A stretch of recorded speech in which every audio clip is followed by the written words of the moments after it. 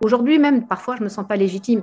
Et je suis contente de ne pas me sentir légitime. Je ne veux pas me sentir légitime. C'est vraiment un truc, parce que je pense que le jour où je me sens légitime, je deviens pourrie.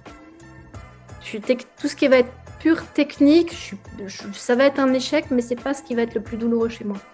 C'est à nous d'accompagner la personne pour qu'elle fasse. Il faut arrêter non plus de complètement se décharger de nos responsabilités. Je ne suis pas fan de ça.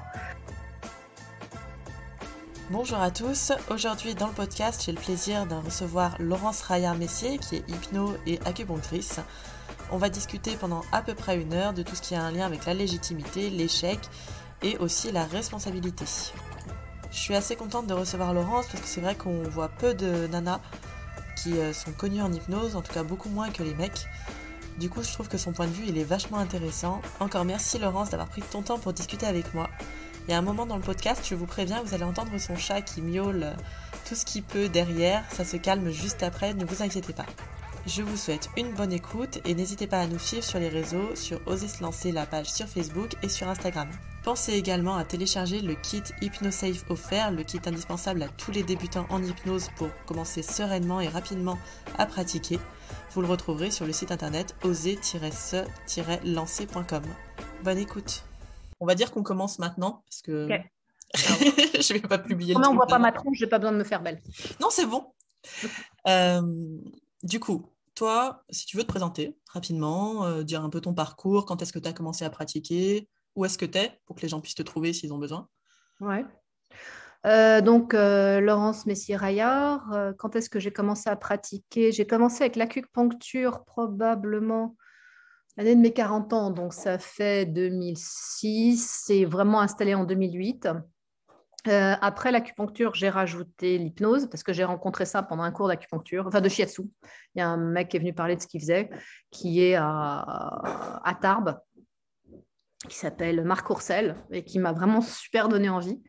Quand on a déjeuné ensemble, je me suis jetée sur lui comme la faim sur le monde et je ne l'ai pas lâché. Après, je suis allée faire des séances avec lui et top. Enfin, vraiment, j'ai beaucoup aimé. Ensuite, donc, je me suis formée en hypnose en finissant l'acupuncture. Où est-ce que je travaille? À Paris, dans le 16e, et dans les Yvelines, chez moi. Ok. Et ça fait combien de temps, du coup, tu pratiques? 2008 maintenant. Donc, au début, beaucoup de l'acupuncture, du shiatsu. Et puis, petit à petit, j'ai plus vogué vers l'hypnose, pardon, et techniques dérivées comme EFT, EMDR et tout le reste. Et aujourd'hui, je suis à 100% en hypnose, EFT, EMDR et techniques dérivées. Ok. Quand tu as commencé, il y a 13 ans, du coup, est-ce que tu as senti des peurs, des trucs où tu n'osais pas trop te lancer? Mais oui, au début, quand quelqu'un t'appelle, c'est trop mignon. Surtout, alors en acupuncture, c'est un peu plus facile à préparer, mais je l'ai fait la même chose en hypnose. Et puis, je pense que le fait d'être français fait que c'est vraiment un truc que j'ai beaucoup constaté. Le français va pas se lancer. C'est-à-dire, il faut qu'il soit parfait avant de se lancer. Ce que tu vas pas avoir avec les Nord-Américains, par exemple. Les Nord-Américains, ils disent, on y va, on apprendra sur le tas. Le français, il va avoir l'impression qu'il faut qu'il soit parfait, mais c'est tout le système éducatif est comme ça, pour pouvoir y aller. Donc, quand je me suis lancée, à chaque fois que quelqu'un venait au début du cours d'acupuncture, je lui demandais pourquoi il venait. Et avant chaque consulte, je révisais tous les points, je regardais tout ce que je pouvais faire. Quand c'était un truc un peu nouveau, j'appelais quelqu'un qui était mon parrain, qui était 2 ans au-dessus de moi. Qu'est-ce que tu en penses? Il me dit, regarde ça et tout. Enfin, j'arrivais à préparer de la mort qui tue. J'avais révisé même tous les points. Enfin bref, très drôle. La posture des points, la position des points sur le corps, parce qu'il y en a quand même plus de 400 à apprendre. Ouais, donc je révisais à mort. Petit à petit, tu commences à lâcher, tu vois, juste quand quelqu'un t'appelle, tu lui demandes pourquoi il vient. Quand c'est vraiment un truc un peu nouveau, tu te renseignes, mais ça commence à aller. Et qu'est-ce qui fait qu'à un moment, tu commences justement à lâcher ça?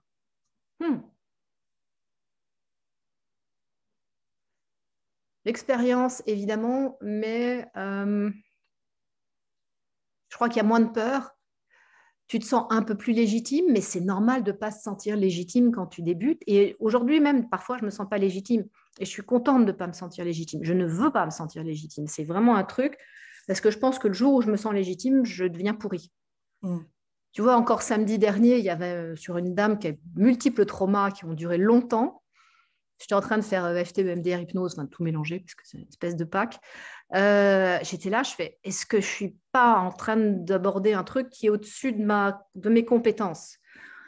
Même pendant que je le faisais, tu vois, je fais, ouf, ouah, c'est chaud. Le SMS que j'ai reçu le lendemain, elle me disait que non. En fait, elle m'a dit, il y a un truc à lâcher, c'est génial, je me sens invincible. Enfin bref, donc des chouettes retours. Mais j'ai pas envie de me la raconter. Ouais, donc genre, se sentir légitime, ce serait ne plus voir ses propres limites, peut-être. Ouais, ne se la raconter, alors que La bon, je raconter. crois que ça fait partie aussi de mes forces depuis que je suis toute jeune. Je me remets en question. Hmm. J'ai Je pense toujours fait ça. que c'est nécessaire, la remise en question. On l'a un peu abordé dans le premier podcast et on se disait que c'était essentiel, la remise en question Ah, mais pour moi, des je thérapeutes, trouve que quoi. ça fait partie de mes valeurs. C'est presque, ça peut pas rentrer dans une valeur connue. Je ne sais pas si on peut mettre ça en valeur, comme Hmm. authenticité, honnêteté, blabla. Mais pour moi, se remettre en question, c'est quelque chose qui... Enfin, quand quelqu'un ne se remet pas en question, ça me rend dingue. Tellement c'est fort chez moi. Ouais. Pour ça d'ailleurs que j'adore aussi bien Laurent que Jordan, c'est cette espèce d'authenticité, à être capable de dire on est très nul à cet endroit-là. J'adore ça. Je trouve ça vraiment chouette. Ok, tu disais que toujours, donc maintenant tu te sentais déjà pas légitime quand tu as commencé, que de Mais je me temps en temps ça va mieux, mais que actuellement, pareil, ça peut te réarriver de pas te sentir légitime. C'est pas tout le temps, mais ouais. sur certains cas, sur certains trucs que tu connais pas. Et puis même si là où je vais, par exemple, maîtriser la technique, je vais aller regarder ma posture. C'est-à-dire que de temps en temps, je me dis, ah, je suis pas très bonne à cet endroit-là.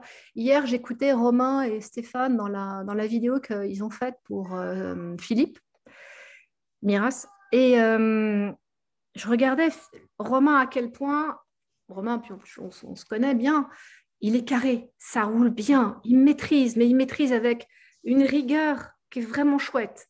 Et d'ailleurs, on avait fait une formation, c'est drôle, parce que en regardant cette vidéo, on avait fait EFT ensemble, et il m'appelait Lolo Freestyle. Parce que moi, d'un truc, je veux tout de suite partir et jouer avec, avant même de bien maîtriser. Ouais. Alors que lui, il va plutôt maîtriser, puis après jouer. Et il m'avait appelé Lolo Freestyle dans le style, effectivement, et je trouve ça intéressant aussi de ce que fait Romain, c'est de rentrer d'abord dans le cadre. Et quelque chose qui est plus compliqué pour moi. Ok.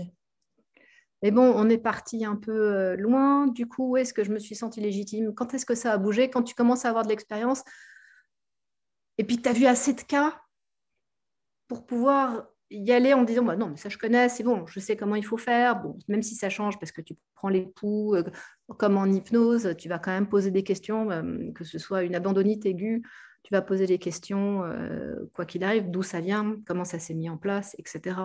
Donc chaque personne est très spécifique, mais pourtant il y a des grandes lignes. Puis quand tu maîtrises les grandes lignes, tu peux commencer à jouer. Comme quand tu maîtrises les techniques, ce que je disais avec Romain. Quand tu Mm. maîtrises les techniques, après tu peux commencer à jouer. Donc du coup, c'est pas mal que tu aies douté au début parce que ça t'a poussé, toi, à tout le temps apprendre, apprendre, apprendre avant chaque séance pour pouvoir maîtriser ton cadre finalement et ensuite commencer à en sortir. Ouais, bah oui, tu maîtrises. Quand tu sors, c'est normal de ne pas se sentir légitime. C'est demain, tu me dis, est-ce que tu te sens légitime à faire du kitesurf? Non, je ne vais pas faire de surf, ni voler avec un machin là. Mm. Non, je ne vais pas me sentir du tout légitime parce que je ne suis pas bonne. Et la légitimité, c'est deux choses. C'est je ne suis pas bonne, je ne sais pas faire, je n'ai pas d'expérience, je suis en apprentissage pur. Et puis, c'est même une fois que tu apprends, tu sais gérer à peu près le truc, je crois que de toute façon, à vie, on se remet en question. À vie, tu bouges. À vie, pour moi, c'est vraiment un chemin Ok. qui peut être un peu long parfois. Tu regardes la fin du chemin, tu dis, oh, il y a encore du boulot, quoi. Il y en aura tout le temps. Ouais. C'est ça qui est cool. Mais c'est ça qui est cool aussi, parce que Ouais. on m'ennuierait. Hein. On se ferait chier si on savait tout, si on était... Moi, les gens qui étaient comme ça en formation, ce que je disais déjà, ils me faisaient flipper. Ouais, Qui, c'est fou. qui se Hein. sentaient très légitimes, qui étaient OK, pratiquaient très vite, Oui, mais qui alors, se tu vois, remettaient jamais en question surtout. C'était très flippant. ouais, ça c'est flippant. Mais tu vois, j'ai été dans toutes mes écoles, une que je ne cite pas parce que je ne trouve pas que c'était une bonne école pour plein de points. En revanche, il y a quelque chose que j'ai trouvé très intéressant, donc une école nord-américaine. Ce qu'ils m'ont apporté dans leur formation, c'est le côté nord-américain. C'est, on te donne un protocole, vas-y. Fais-le tout de suite, quoi. Expérimente. Vas-y, expérimente, lance-toi, machin, etc. Moi, je suis mariée à un nord-américain. De temps en temps, je le regardais Et je faisais, waouh! Parce qu'il a commencé à faire acupuncture avec moi, on a fait hypnose aussi ensemble. Et à un moment, il prend des aiguilles d'acupuncture et puis d'abord, il les plante dans le canapé. Et moi, je regardais, je voulais pas en bonne française, je voulais pas manipuler l'aiguille tant qu'on m'avait pas appris, pardon pour le chat, euh, tant qu'on m'avait pas appris à manipuler une aiguille, ce qui est con en fait. Et lui, il prend une aiguille, il plante dans le canapé. Après, on fait 2-3 cours, il prend une aiguille, il se la plante dans la cuisse. Et moi, je fais, mon Dieu, mais t'es fou, tu vois, espèce de truc, mais t'es fou. Et en fait, non, j'expérimente. Et du coup, ouais, j'ai pris une aiguille, je me suis plantée dans sa cuisse d'abord.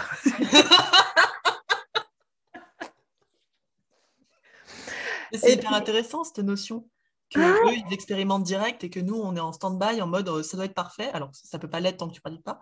Oui, oui, mais c'est le côté très intellectuel, très cartésien du français versus le côté plus asiatique en fait, et nord-américain, tu le retrouves aussi.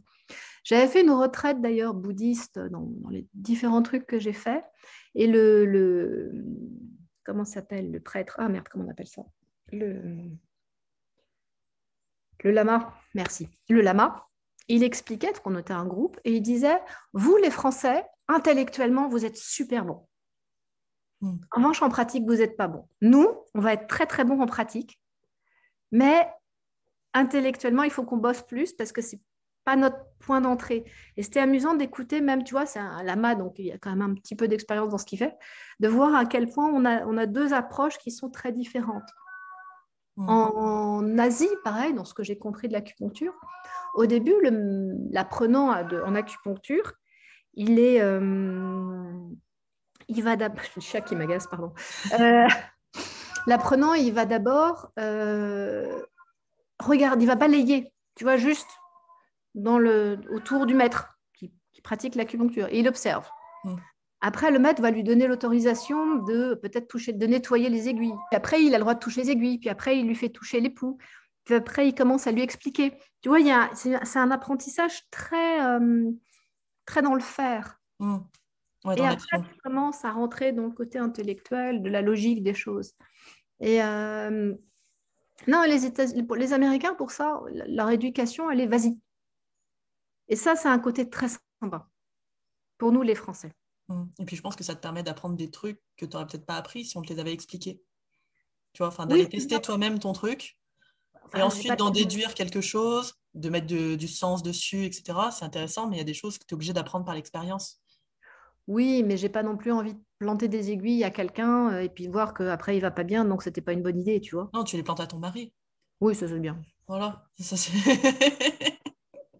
mais comme j'ai fait des séances d'hypnose, des trucs d'enfants et tout. Quoi. Tu fais à tout ton entourage gentil et hop.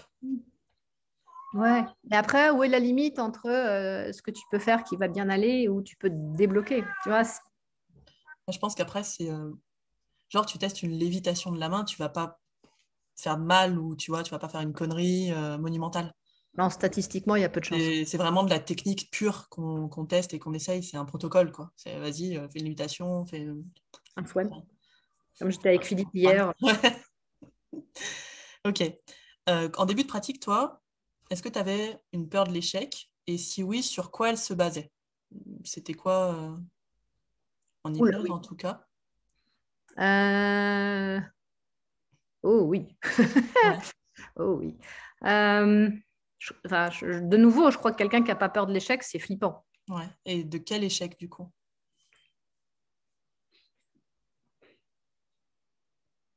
Plein d'échecs. Ça, c'est à plein de niveaux, en fait, l'échec.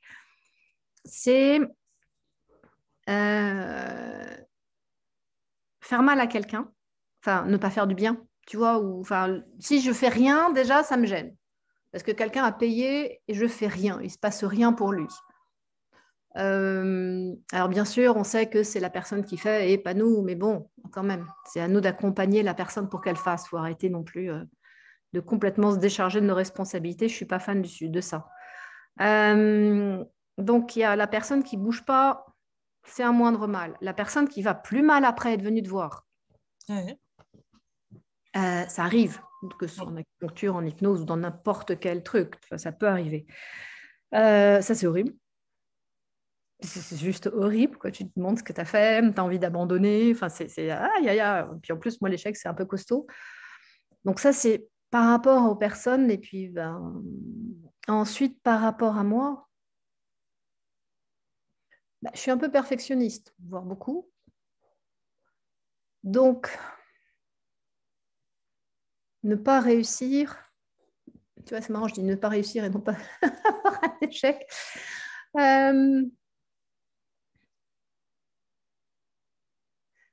C'est costaud et j'aurais tendance, moi, pour le coup, en plus, à fuir plus qu'à y aller en prenant le risque d'avoir un échec. J'ai une petite tendance à... J'ai rien compris. Tu as commencé à ne pas réussir et tu n'as pas Pardon, fini la phrase. pardon. Elle doit être dans ta tête quelque part et j'ai Ouais, pas la fin. il y a une logique là-dedans. Vas-y. En fait, j'aurais tendance à fuir le fait d'avoir un échec sur des trucs où je sais que c'est difficile, donc je ne vais pas y aller. Genre des problématiques de clients ou des protocoles ou quoi qui est difficile? Tiens, je viens de faire un lien, c'est peut-être pour ça que j'aime pas les protocoles. Quand je le maîtrise pas, j'y vais pas, du coup ça m'arrange. Du coup, je prends le bout du protocole qui m'arrange et puis je vais aller faire le truc du Lolo freestyle. Tiens, petit intéressant, pardon. Petit insight qui passe par là. Okay. En fait, je crois que pour beaucoup de personnes, l'échec, ça te ramène à ce qu'on ressent tous, c'est notre nullitude personnelle. On se sent tous nuls quelque part. Et on n'aime pas retoucher ça. Donc, on va tous l'éviter, chacun à sa façon. Okay. Personnes qui vont au contraire aller jusqu'à maîtriser très, très, très bien le protocole. Moi qui vais plutôt le fuir pour être sûr de ne pas le foirer, selon les cas, où je vais rentrer dedans très, très, très précisément pour être sûr que j'ai justement bien fait. Comme ça, si j'ai merdé, ce n'est pas à cause de moi, c'est à cause du protocole. T'as là un truc et son contraire. Du coup, oui, après, la belle phrase, tes échecs permettent de grandir, de te remettre en question, évidemment. Mais quand même, au moment où tu as un échec sur les petits sujets qui te touchent vraiment perso, putain, c'est compliqué, quoi. Quand tu dis petits sujets qui te touchent vraiment perso, c'est certains sujets de... Là où moi, je vais me sentir nulle, ce qui ne va pas être dans d'autres endroits où toi, tu vas te sentir nulle, chacun nos trucs. Et c'est vrai que dès que ça vient toucher ça, ouais, ça fait mal. C'est hyper désagréable. Et quand ça arrive, qu'est-ce que tu en fais? Qu'est-ce que tu fais? Est-ce que tu te morfonds dedans pendant 3 jours en disant c'est vraiment de la merde? Ou tu as une autre technique? Selon là où ça vient toucher. Alors, évidemment, je suis supervisée, comme tu le sais, depuis au moins 4 ans, par Laurent. Selon là où ça vient toucher, de toute façon, je vais travailler dessus, quoi qu'il arrive. Mais je peux avoir à 24 heures où ça va être...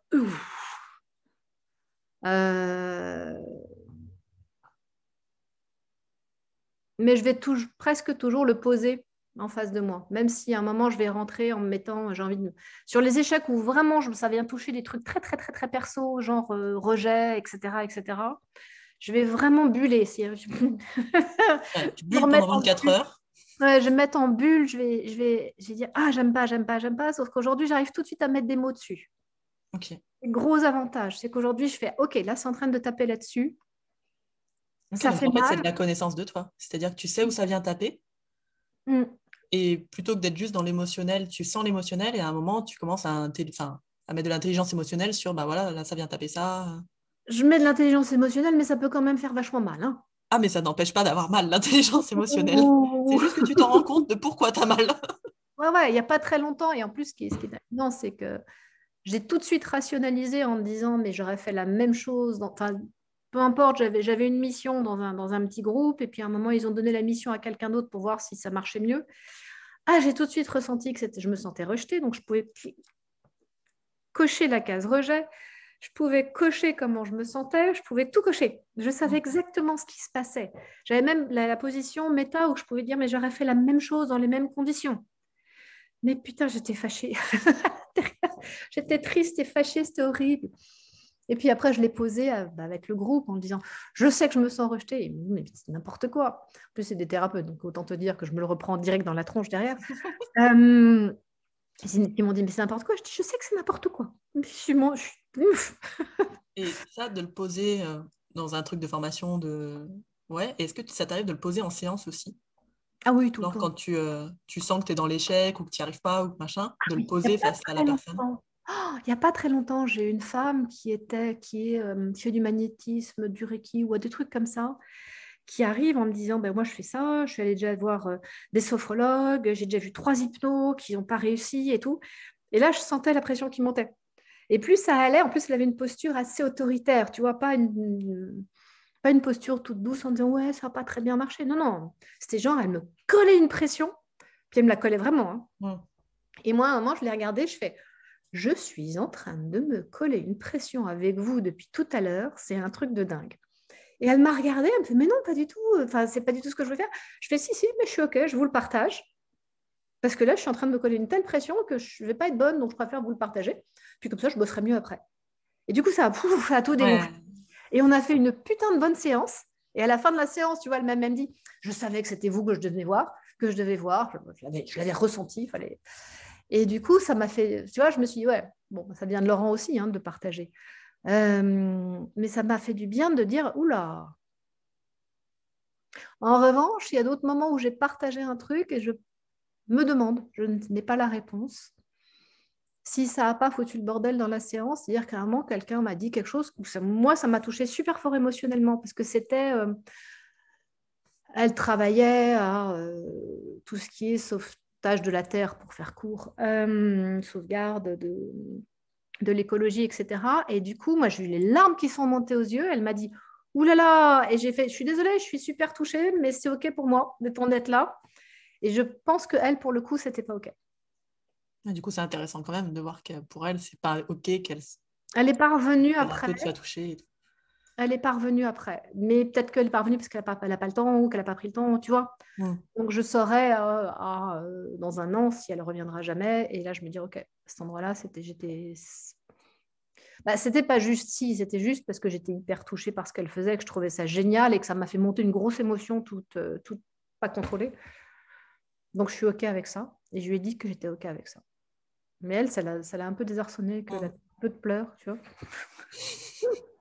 En même temps, je comprends. Hein. T'as une Oui, thérapeute qui pleure, c'est chelou.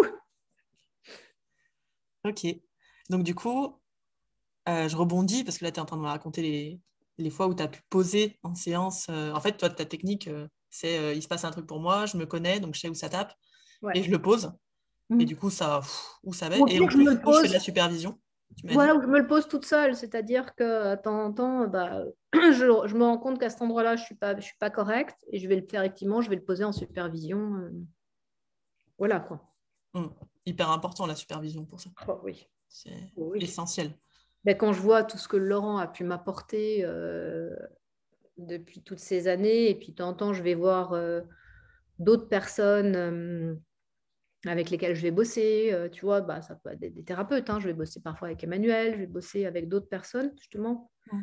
Je trouve ça intéressant aussi. Est-ce que tu as eu un gros échec en séance? Vraiment un gros truc qui t'a fait changer un peu ta manière de fonctionner ou qui a eu un gros apprentissage derrière? Ma question, elle est totalement orientée, hein, on est bien d'accord. Ouais, ouais, ouais, ouais, ouais. C'est drôle parce que les premiers qui me sont venus, c'est très amusant parce que finalement, ça rebondit avec ce qu'on a dit tout à l'heure. Les premiers qui me sont venus, c'est... Ah, je ne suis pas sûre d'avoir envie de l'avouer, celui-là. Pour le deuxième, sinon. Non, non, mais c'est OK. Parce que je sais que c'est à la fois un défaut et une qualité. C'est-à-dire, c'est un excès de qualité. C'est un excès d'un truc. Euh, Comme je suis très authentique en séance, je suis un peu pouf, Laurence, quoi. Parfois, je vais cette espèce de limite entre un peu trop parler de moi et me mettre un peu trop dans la séance. Mm. Et on me l'a reproché. Sauf que moi, je sais parfois, quand je parle de moi, je suis en train de faire des recadrages, je suis en train de faire des petits trucs par derrière un peu chelous.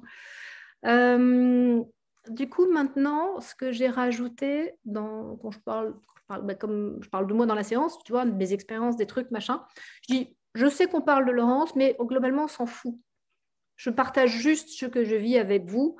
parce que c'est intéressant en termes d'expérience. Mais c'est vrai que il y a eu les 2-3 personnes qui me l'ont reproché après. Et c'est pas fréquent. Mais peut-être que d'autres personnes ne disent rien non plus, tu vois. C'est ce qui pour moi était le plus douloureux. C'est amusant, hein. Ça a un sens. Voilà.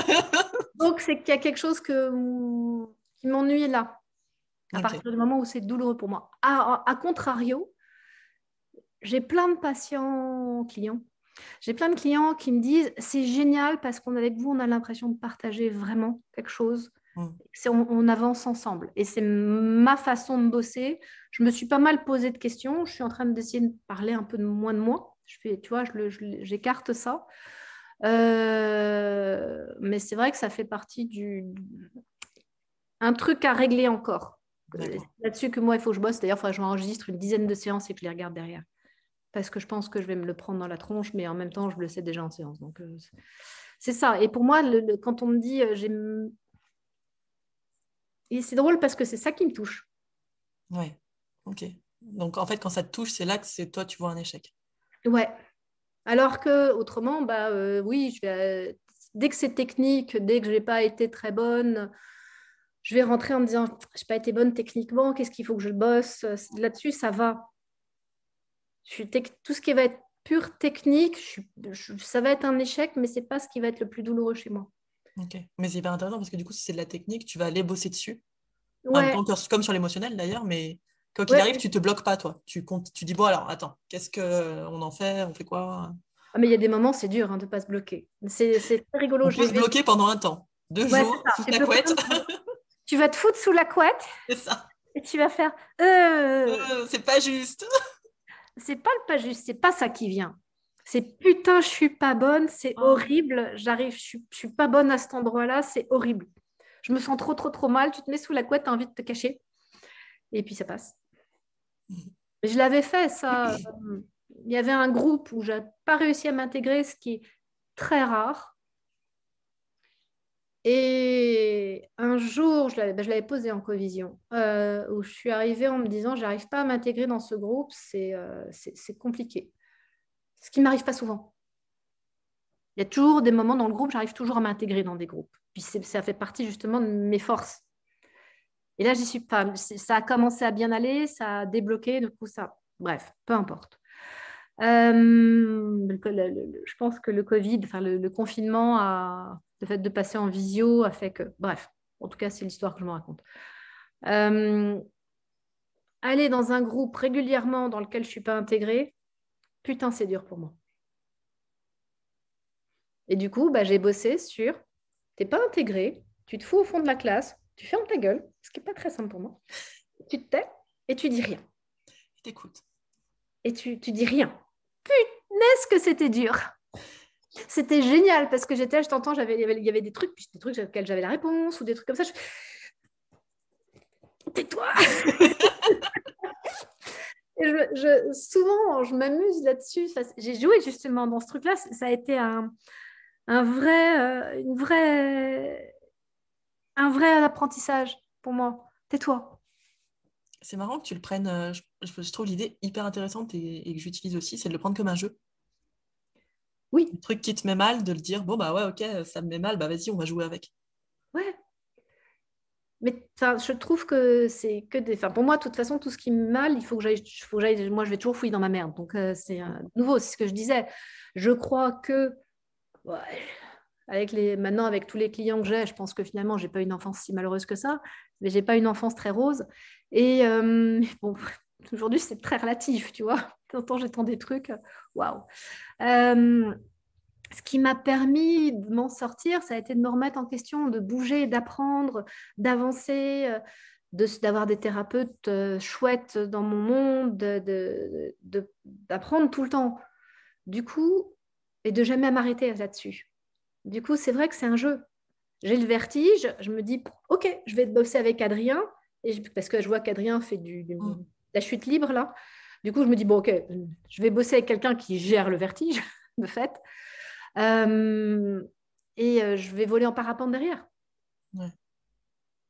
Tu vois, je vais jouer dans mes trucs. Ouais, on a vraiment la même façon de faire par rapport à la peur. Ça me fait peur. Ok, très bien. Alors, voyons comment on va faire pour aller dans cette peur, voir ce qu'elle donne et Ouais, et comment on non, la mais... traverse ou transmute. Mm. Parce Donc, que je crois que alors là, on est vraiment sur des valeurs. Je ne sais pas si travailler sur soi est une valeur. En tout cas, c'est un chemin. J'ai une valeur qui est très forte, qui est liberté. mm, Et ça, je le vois sur moi, sur mes patients, mes clients, pardon. C'est que moi, je voudrais que tout le monde soit libre. C'est-à-dire que tu peux rester là où tu es, enfin, il n'y a pas en visuel, mais si tu es dans une zone de confort, comme dirait Laurent, une zone de tolérance, tu es là, mais tu es enfermé. Mais tu es là. L'idée, c'est d'aider à ouvrir, aussi bien pour moi que pour les autres, c'est d'aider à ouvrir. Tu peux décider de rester là, mais pas parce que tu es enfermé. ouais, Parce qu'il y a cette espèce de truc où je reste là parce qu'en fait, je suis allée explorer tout ça et que là, c'est bien. Mais je ne suis plus enfermée. ouais, tu as du choix. Moi, Ouvre les choix. c'est une question d'ouvrir les choix et d'être libre. Ouais. Et ça, c'est super fort chez moi. Je le vois à quel point c'est super fort en accompagnement tout le temps, tout le temps, tout le temps. Mais du coup, c'est trop bien parce que ça fait vraiment un mindset qui va pas être bloqué par l'échec, mais qui va être voilà, qui va se bloquer un moment 24 heures et puis après qui en apprend quelque chose et qui avance quoi qu'il arrive.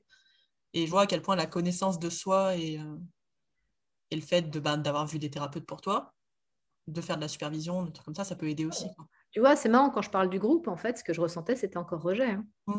Je sais à quel point rejet, c'est violent pour moi. Je le sais, je le vois, c'est mignon. Et à la fois, j'en fais des caisses pour pas être rejetée et j'en fais des caisses pour être rejetée. C'est assez amusant, d'ailleurs. Mm. Petite dualité. Ouais, petite dualité. Non, enfin, je vais pousser, pousser. C'est la gamine de 2 ans Ouais. qui pousse, qui pousse, qui pousse. Et puis, une fois qu'on me jette, on fait oh. Bon alors. En fait, c'était juste pour voir si tu m'aimais vraiment, vraiment fort. Bah non, tu m'aimes pas. Oh, bon, ridicule. Mais c'est OK. Euh, pour toi, c'est quoi la réussite en séance?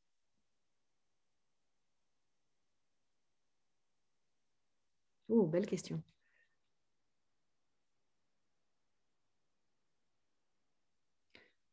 Wow. C'est drôle comme l'échec, c'est facile et que la Ouais. réussite, on ne se pose pas la question. Au début, sur les premières interviews, j'ai pas du tout parlé de réussite. Et puis à un moment, j'ai entendu Laurent dans une collision qui parlait de peur de la réussite, peur de l'échec, tu vois, la dualité. C'est pour ça que j'y pense maintenant, parce qu'on a parlé de dualité, justement. Ouais. Une belle question parce que tu vois, l'échec, c'est comme quand tu dis quelles sont tes qualités, quels sont tes défauts. En général, tout le monde sait quels sont ses défauts. Mm. Euh, alors, il y a 2 réussites. Toujours pareil, il y a celle du client et la mienne. Euh,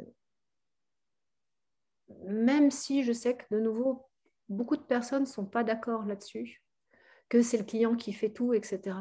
Je continue à pas être d'accord. Ce serait une belle discussion à avoir, tiens, en covision, celle-là. Mm. Parce que je pense que le thérapeute, c'est pas faire à la place du client, mais je pense quand même que le thérapeute est là pour aider le client à réussir à avancer. Et en permanence dire c'est le client qui fait tout, ça me pose un vrai sujet, ça me pose un vrai problème, ce genre d'espèce de déresponsabilisation du thérapeute. Je pense qu'il y a un truc à affiner à cet endroit-là. Je vais le poser, tiens, prochaine convision, poser la question.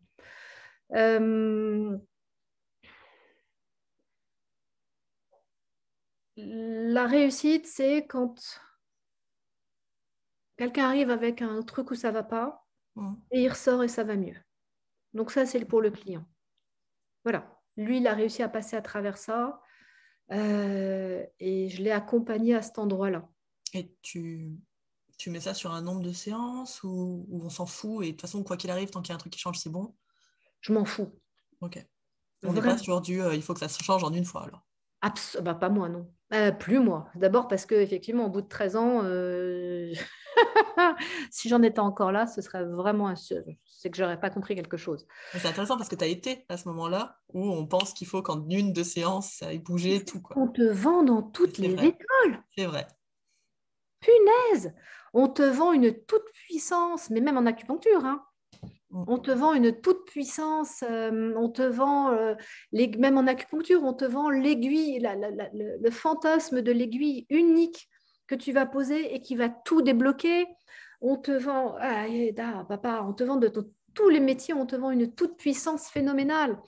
Alors que moi, là, c'est une vidéo que je dois faire par une petite jeune fille avec laquelle je bosse, parce que je bosse pour elle gratos, elle me fait des vidéos. Elle m'a fait mon site aussi.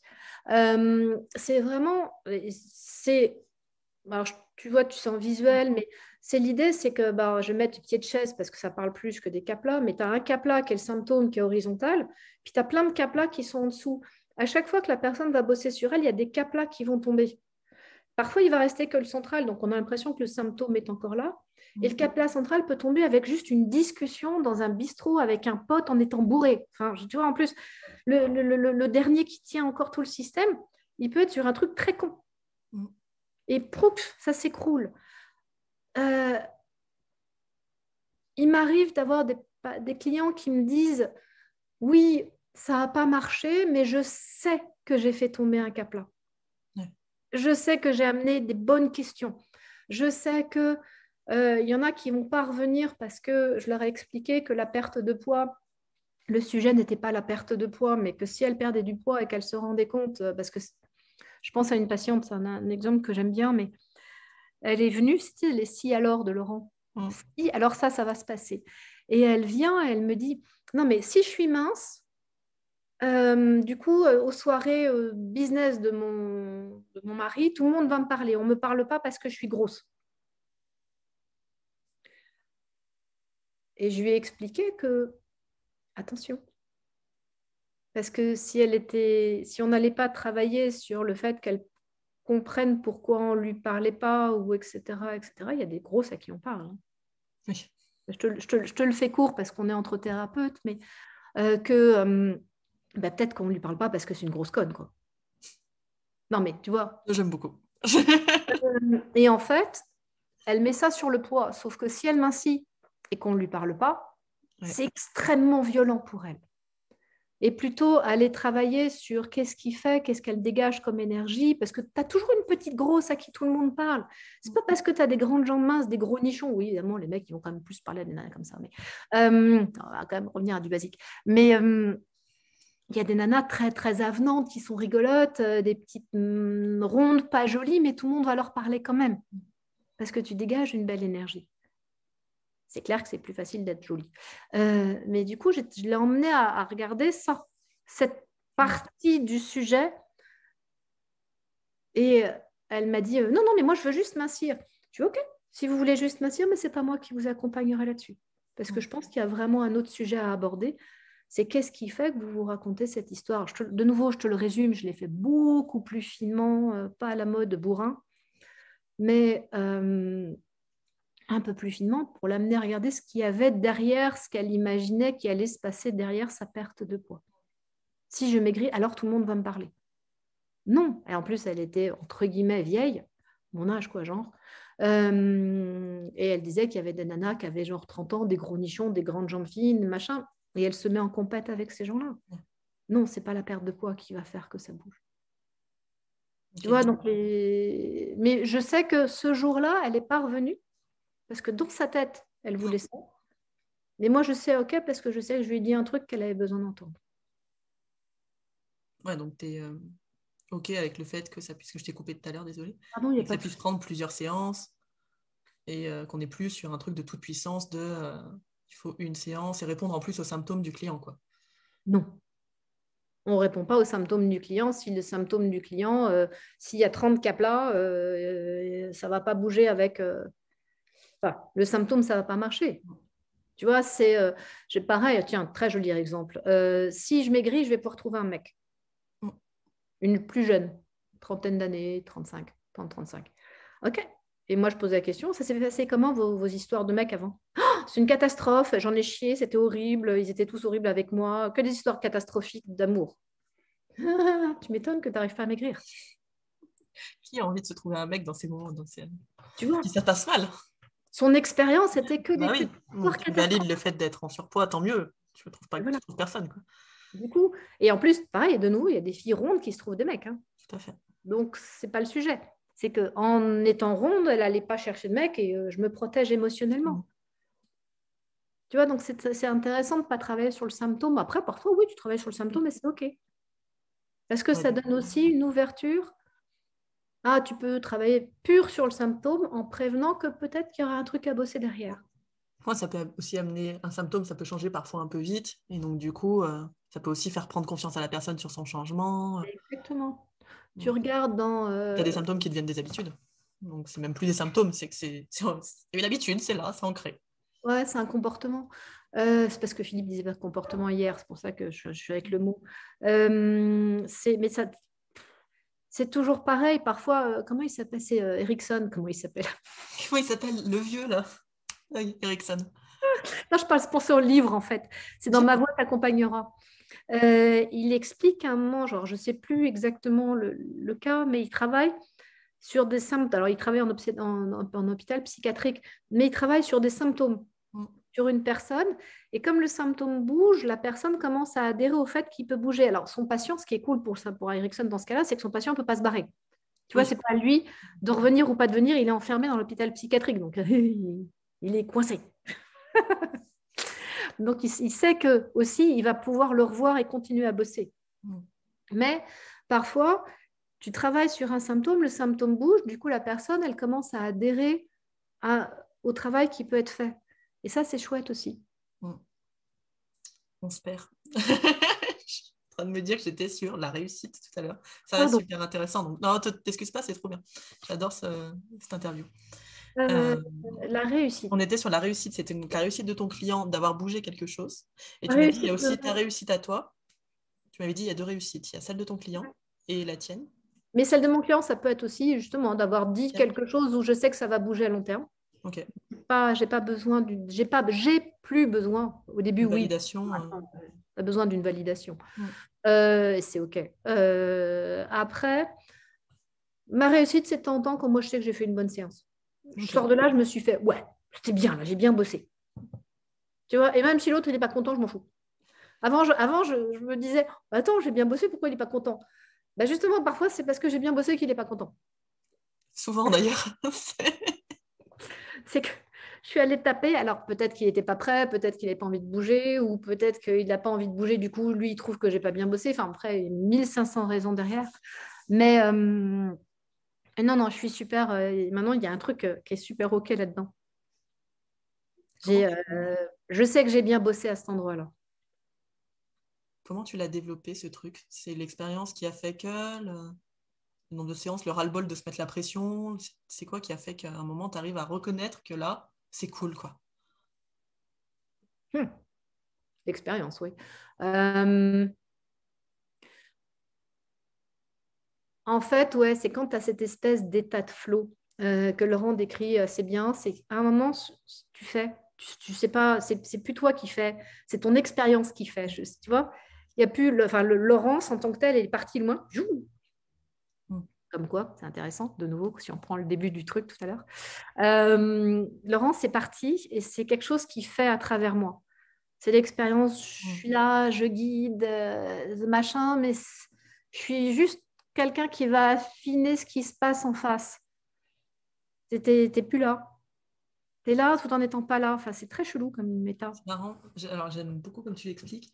Moi, ça me fait penser à la notion d'ego, où tu mets un peu l'ego en arrière, en mode c'est plus moi qui suis dans la toute puissance de devoir faire pour l'autre et tout, et tu es dans le lien en fait, tu es avec l'autre.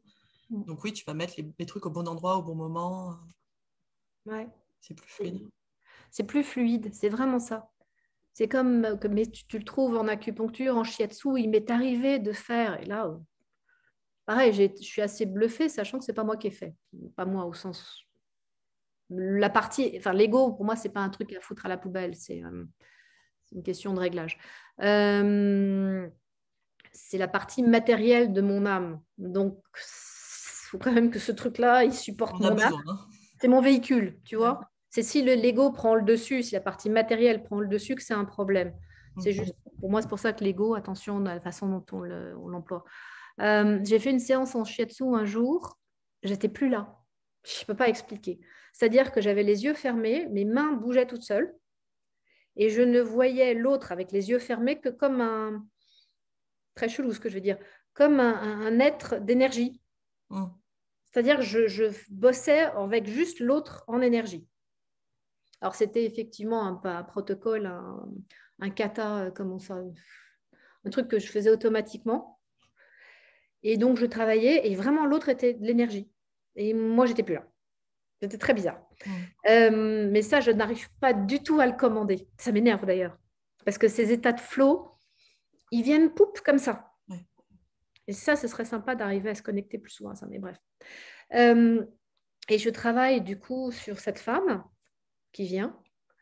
Et elle avait eu un accident genre 3-4 ans avant. Et elle n'avait plus du tout aucune sensation dans son bras. Elle pouvait le bouger, mais elle n'avait pas de sensation. Et on finit le shiatsu et elle me fait waouh, j'ai récupéré toute la sensation dans le bras. Et moi, je fais waouh. Ouais, j'ai fait ça moi. Tu sais, ouais, c'est vraiment ça. Oh, j'ai fait ça moi. Oh. Et c'est là que c'est super. C'est marrant parce que Yann ce matin écrivait un truc. C'est comment il appelle ça? J'ai trouvé ça très joli cette phrase.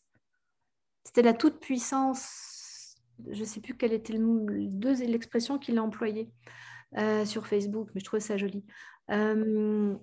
Et c'est comment arriver à cet état-là où tu sais que c'est pas toi, mais c'est toi quand même.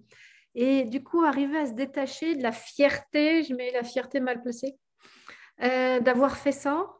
Parce que c'est pas toi qui l'as fait, mais c'est toi quand même. Enfin, c'est super chelou. Cette espèce de frontière-là, c'est un vrai sujet pour moi. Qui rejoint un peu la frontière de quoi tu es responsable dans le changement dans la séance Ouais, et de quoi ton client est responsable. ouais, mais c'est quand même moi qui fais, Ouais. mais je suis plus là.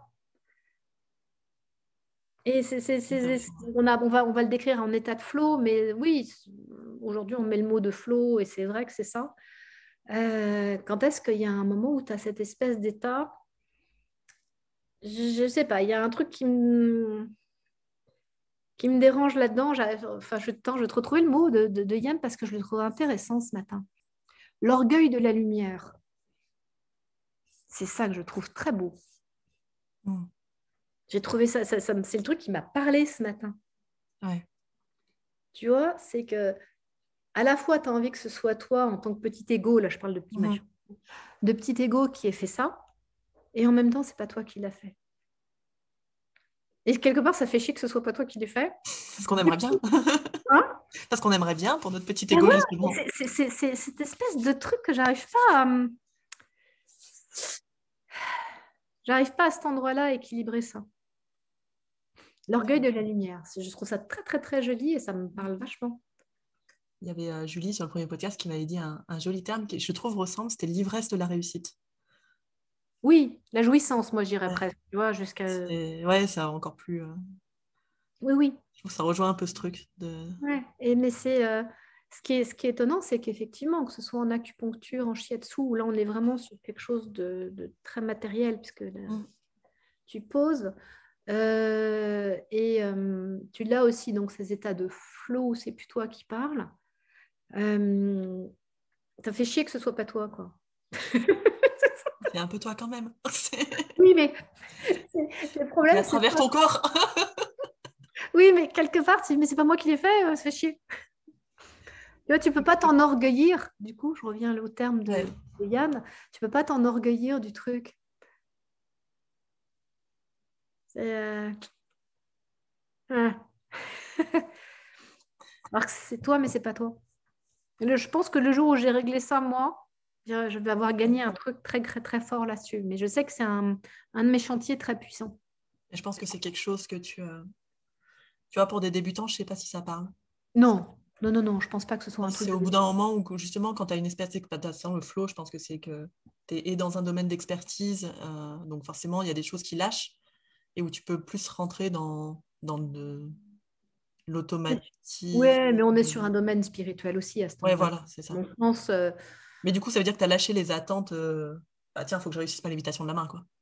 Je reviens sur la lévitation, mais oui, mais non, mais t'as t'es raison. plus là-dedans, quoi. Non, non, t'as raison. Enfin, oui, on n'est plus là-dedans, c'est pas grave. S'en fout. Si ça marche pas, quelque chose marchera de toute façon, parce que tout va marcher. C'est une espèce de truc où tu es aussi un peu sûr de toi que tout va marcher, je trouve. Oui, puis que là, pour le coup, c'est à quel point la personne en face est prête à bouger. Ouais. Et c'est compliqué. Enfin, c'est tellement plein d'éléments entre est-ce que Parce que, enfin, je reviens à ce truc de responsabilité. Si c'est le client qui fait, à quoi ça sert de se former? Tu vois? À lui donner le cadre nécessaire pour qu'il fasse. Le cadre Oui, mais sécure. Mais non, mais on fait forcément. On va orienter le truc. Par nos questions, forcément qu'on oriente. On oriente le travail. poser la bonne question au bon Oui, oui. moment. La bonne question, c'est pas anodin, hein. Quand tu vois l'espèce de sniper avec lequel on est en supervision, putain, de temps en temps, il te pose des questions, il fait chier, quoi. Après, pareil, c'est la réussite, c'est un peu la question piège parce que tu le sais jamais à long terme. Tu sais, ça se trouve, ta bonne question, elle aura un effet de fou dans 2 ans. Mais oui. Et t'en sais rien. Et tu le sauras jamais.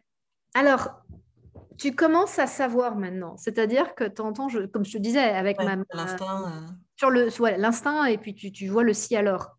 Ouais. Tu vois, le si alors, c'est si je perds du poids, je pourrais rencontrer un mec. Donc, tu sais que tu poses la bonne question en disant, c'est pas sur le poids qu'il va falloir bosser, mais c'est sur toutes vos expériences passées qui ont été extrêmement pourries avec des mecs. C'est pas pour ça qu'elle va revenir. Et d'ailleurs, les deux que j'évoquais ne sont probablement pas revenus de mémoire. Mm. Mais c'est pas grave. Est-ce que tu as un dernier conseil pour des débutants qui seraient flippés, qui auraient peur de l'échec, qui ne se sentiraient pas légitimes à pratiquer après 20 jours de formation, ce qu'on peut entendre? Faites-vous superviser. Bon conseil. Ouais, vraiment. C'est tout. Ok. Parce que, en fait, 20 jours de formation, c'est rien. Mm. C'est rien. Et même moi, avec toutes les tonnes de formations que j'ai, je trouve que. C'est ça. En fait, à chaque fois, on se dit, mais c'est rien ce que j'ai. Là aussi parce que c'est devenu fluide, tu Oui. sais. Du Ah coup, oui. c'est pareil, quand quelqu'un fait un truc de façon hyper fluide, il n'a pas l'impression d'avoir bossé des heures et des Mm. années sur le truc. Alors qu'en fait, si, mais c'est devenu tellement facile. C'est comme quand tu lis, quoi. C'est pas exceptionnel de lire pour toi et moi.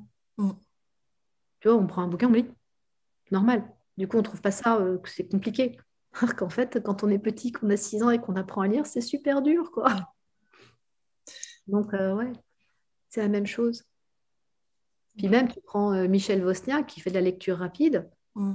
Il y a un entraînement d'enfer pour arriver à la lecture rapide. Mais aujourd'hui, il va à une vitesse Mm. phénoménale. Donc, Se faire superviser et s'entraîner, voilà. pratiquer. Travailler, se faire superviser, travailler, se faire superviser. Oui, travailler, bien sûr. Ok. Évidemment. Merci. Je t'en prie. Voilà pour cet épisode, j'espère que ça vous a plu. Dites-nous en commentaire ce que vous en avez pensé. On se retrouve au prochain épisode et en attendant, prenez soin de vous.